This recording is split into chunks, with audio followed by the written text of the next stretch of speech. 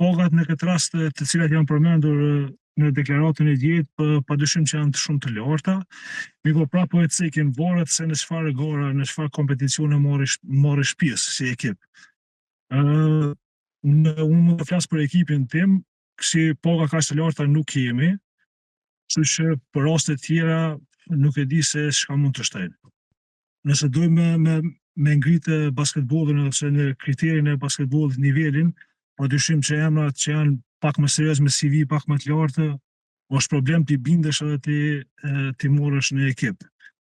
Tash këtu padyshim që ka efekte edhe paga pak më e lartë që t'i joshim edhe të vinë tek skuadrat tona. Mirë po, këtë kjo e përcakton buxheti total sa e ki edhe sa janë mundësitë si ekip. Edhe me thonë drejtën edhe politika jo e mire klubeve ka prish edhe tregun. Për shembull një lojtar, s'po me përmend me emër, vitin e kaluar ka luajtur për një klub për $4.500, i njëjti ka luajtur si vjet për me një klub tjetër për $13.000. A e keni parasysh? Do thotë po, brenda 2 viteve. Do thotë kjo është, mendoj që jo një strategji e mirë e udhëheqësve të klubit, përkundër që i kanë parë do me ditë edhe çish me shfrytzu ato parë. Atë nuk është fundi i botës se një lojtar merr €20.000.